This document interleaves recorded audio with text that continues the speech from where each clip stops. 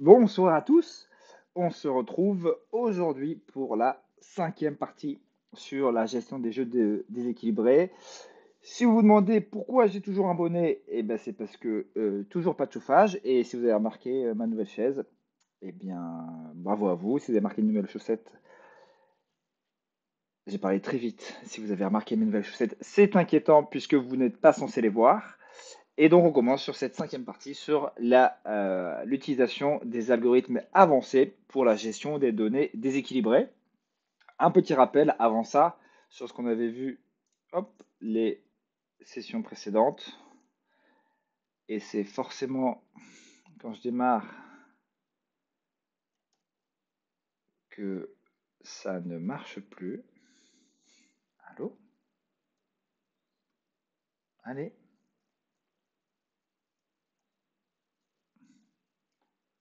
Ok. Donc, qu'est-ce qu'on avait vu les premières fois? On avait introduit le sujet en parlant un peu du vocabulaire.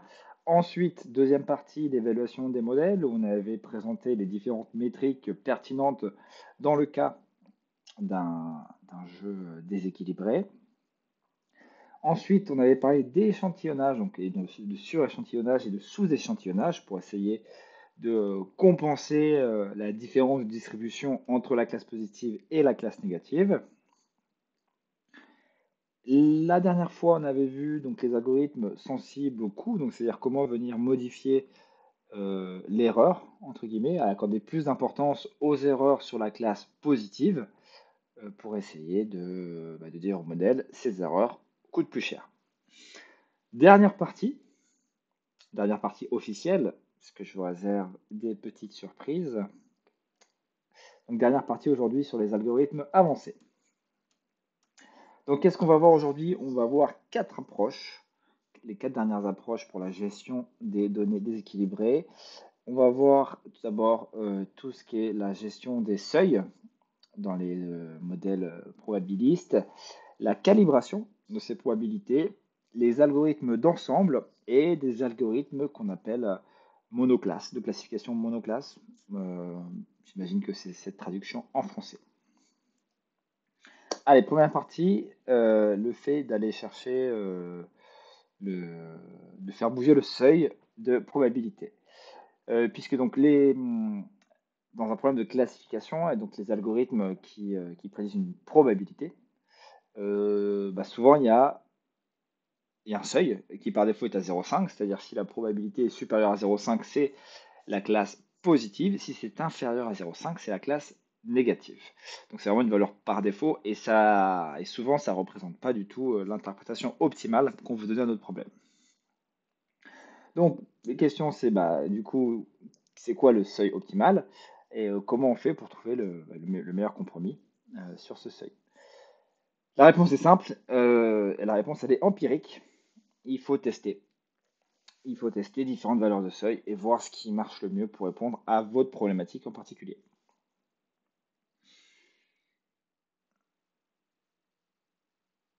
Alors, est-ce que ça enregistre?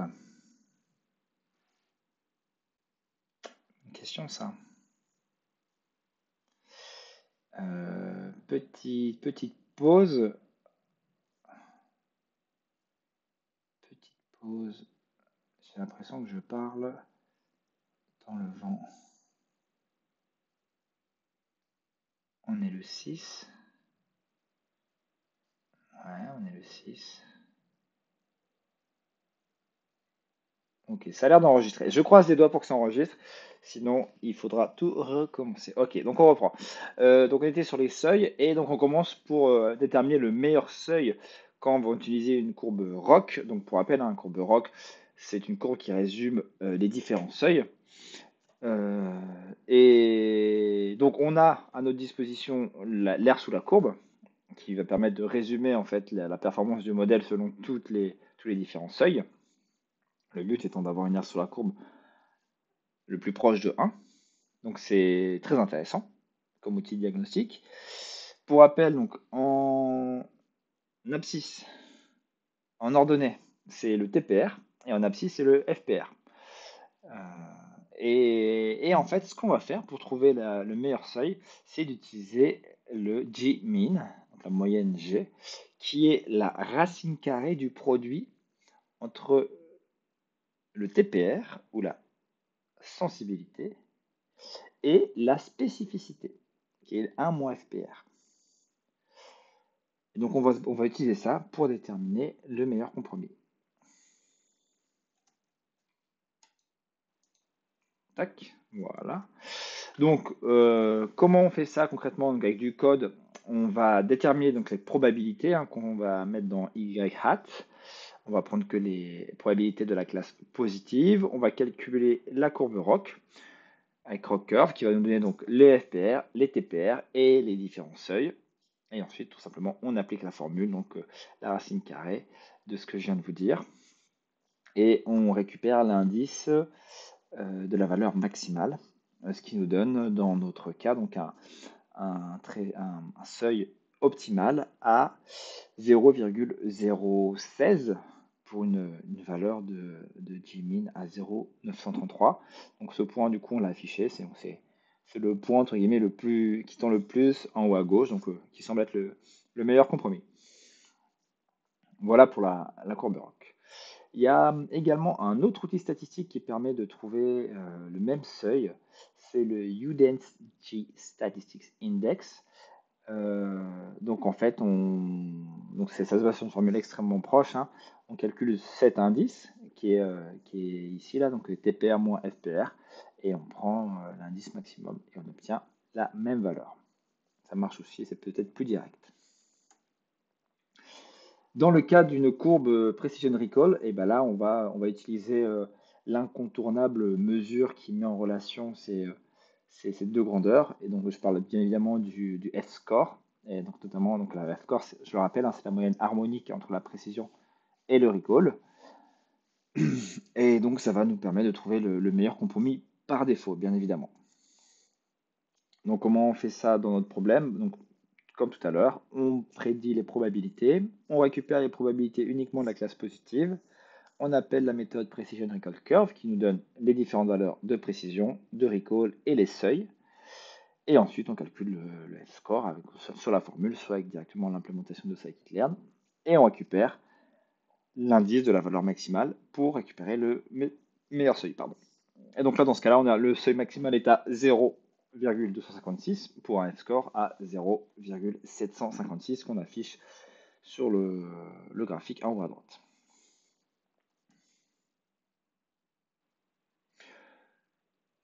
Voilà, donc ça, on l'a fait pour, pour des métriques, on va dire, classiques, mais après, si vous avez effectivement d'autres métriques, vous pouvez utiliser la vôtre, hein.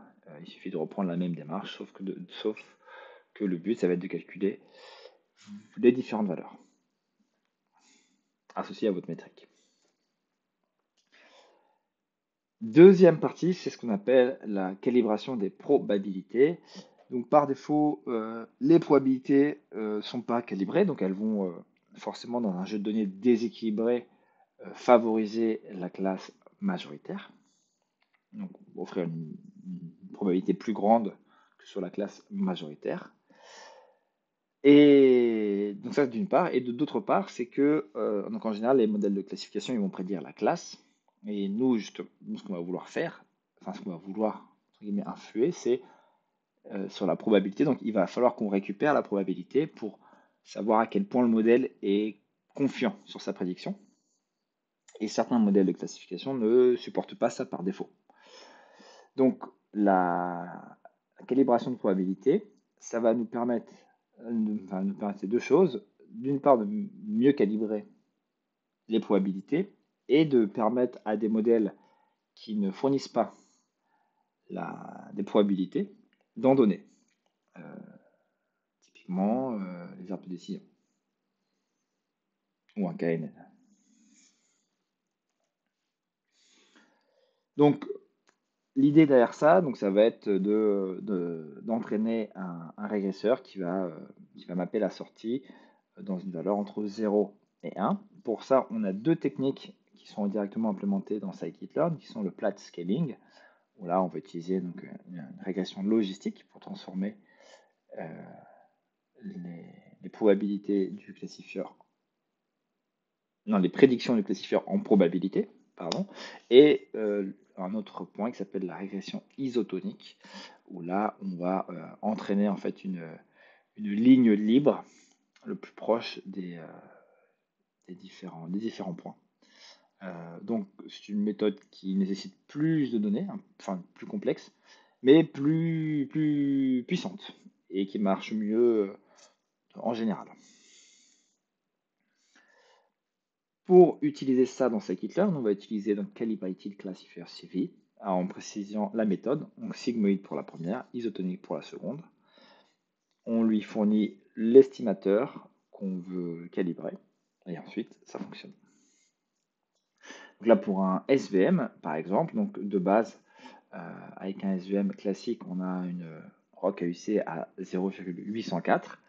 En le calibrant, selon la méthode isotonique, on a une amélioration puisqu'on passe à un ROC AUC à 0,875.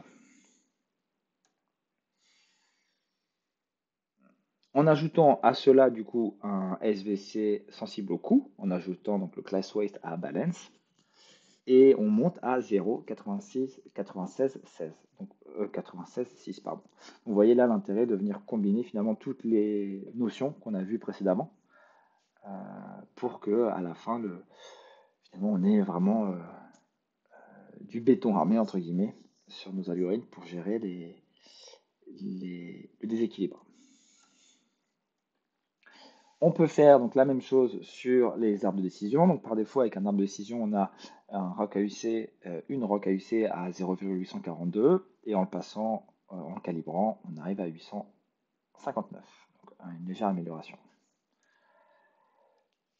On peut venir également donc faire une grid search pour voir, donc là c'est sur un KNN, pour voir quelle méthode fonctionne le mieux et quel CV également, quel CV, combien de splits là on a utilisé donc, dans cet exemple-là. Donc là on voit en observant les résultats, donc c'est la isotonique qui marche mieux avec deux folds, tout simplement. Voilà pour la partie calibration des probabilités. Maintenant, nous allons voir les algorithmes d'ensemble qui vont nous être utiles. Donc les algorithmes d'ensemble, on va commencer par le bagging. Le bagging, donc c'est une combinaison de deux approches, le bootstrap et l'agrégation. Et quand on le dit très vite, ça fait bagging. L'idée, c'est qu'on va prendre donc, des bootstraps au niveau des données. C'est-à-dire que donc là, on va faire un ensemble de classifieurs beaucoup plus simples qui ne vont pas exploiter la totalité des données, mais un bootstrap des données, un sous-ensemble. Ils vont chacun faire les classifications et ensuite on va les agréger. C'est-à-dire qu'ils vont faire un vote, grosso modo.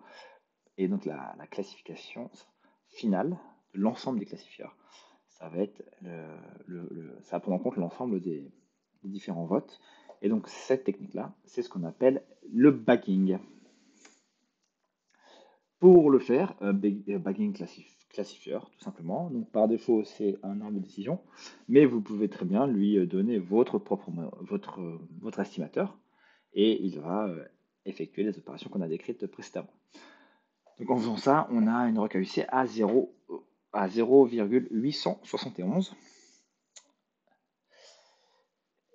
Ensuite, ce qu'on peut faire, c'est rajouter du sous-échantillonnage, aléatoire. Donc, évidemment, il y a l'équivalent en sous-échantillonnage. Donc, en prenant en fait l'overbagging ou underbagging. Et pour ça, donc, il faut aller dans la bibliothèque imblearn, et utiliser le balance bagging classifier. Et là, de la même manière, on va pouvoir lui préciser donc le classifieur et le sampler. Le sampler, ça va être l'overbagging ou l'underbagging. En faisant ça, on voit qu'on augmente considérablement la ROC AUC puisqu'on passe à 0,962. Maintenant, parlons des arbres aléatoires, random forest. Donc ça reprend le principe du bagging et ça rajoute une particularité, c'est que ça ne va pas prendre en compte toutes les features. chaque classifieur basique va prendre un sous-ensemble des features. Donc, ça va rajouter en fait de l'hétérogénéité, de la diversité. Dans des cas de données extrêmement déséquilibrées, ça peut poser un problème puisqu'il peut y avoir des échantillons qui n'ont même pas la classe minoritaire. Donc il faut faire attention à ça. En prenant une random forest basique, là sur je donne un exemple, on a une rock AUC égale à 0,869. Ce qu'on va pouvoir faire directement, c'est venir donc la rendre sensible au coût avec le class weight, donc la balance. On passe à une rock AUC à 0,871, donc une amélioration, une légère amélioration. Et ensuite, on peut également lui dire pour chaque bootstrap, dans chaque bootstrap, donc pour chaque modèle, fait en sorte de rééquilibrer la prise en charge des poids. Et donc là, pour ça, c'est balance subsample. Et là, on voit par contre le score qui continue à augmenter, 0,884. Ensuite, dans la bibliothèque IMBLearn, on a également le Balance Random Forest Classifier, qui lui donc va, avant la séparation en bootstrap, va rééchantillonner, va rééquilibrer les données, tout simplement. Et donc là, on voit qu'on a une rock AUC à 0,970, donc bien plus performante que ce qu'on avait tout à l'heure. Un autre objet qu'on trouve dans scikit-learn, c'est le Easy Ensemble, ou peut-être pas dans scikit-learn, dans Imbalance Learn, Easy Ensemble. Donc, ce qui va se passer en fait, c'est que dans chaque bootstrap, on va prendre tous les exemples de la classe minoritaire et on va sélectionner de manière aléatoire des exemples de la classe majoritaire. Et comme ça, on est sûr que je veux dire là, il y a une représentation bien supérieure. Pardon, voilà. Donc pour ça, dans IMBLearn, donc un Easy Ensemble Classifier, par défaut, donc c'est AdaBoost, le classifieur qui est derrière. Et donc sur nos données, ça nous permet d'avoir une rock AUC à 0,968. Voilà pour ces algorithmes d'ensemble qui, convenablement configurés, on l'a vu, vont pouvoir nous faire augmenter les performances. On va voir maintenant une catégorie d'algorithmes qui s'appelle donc les One Class Classification, qui s'intéresse, bon, on va le voir, à la base, en fait, à la détection d'anomalies ou d'événements extrêmement rares et suffisamment rares pour se distinguer très facilement. Détection d'anomalies, je l'ai dit, je crois, c'est le terme. Donc, c'est souvent des algorithmes non supervisés. Et donc, vraiment, le but, ça va être, l'algorithme va nous faire une proposition, va nous donner des scores en fonction des algorithmes, un score de normalité ou un score d'anormalité. Et donc nous, ça va nous aider puisqu'on finalement on va pouvoir utiliser ça pour l'associer finalement à la classe positive ou pas. Et donc un élément anormal, ça va être un élément minoritaire. On va voir comment ces algorithmes se débrouillent. Hop là.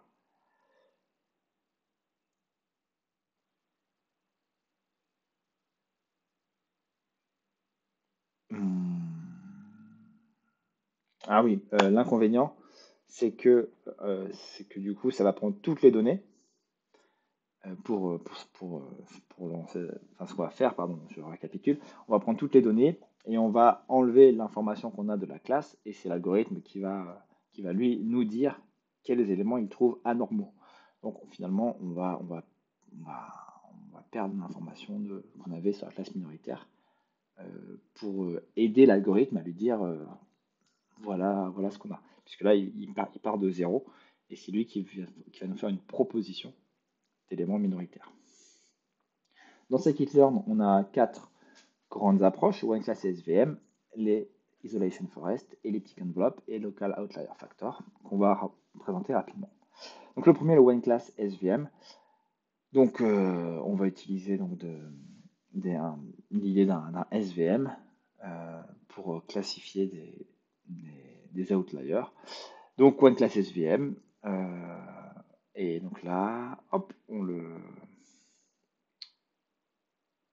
fit tout simplement et on obtient un score à 0,123. Isolation Forest, donc c'est basé sur des arbres. Et donc l'idée de base est simple, hein, c'est-à-dire plus un point va être facile à isoler, c'est-à-dire avec peu de splits, plus il va être anormal, et plus un point va nécessiter de split pour être séparé de manière unitaire par rapport aux autres, plus il va être normal. Donc on le voit très bien là sur l'illustration.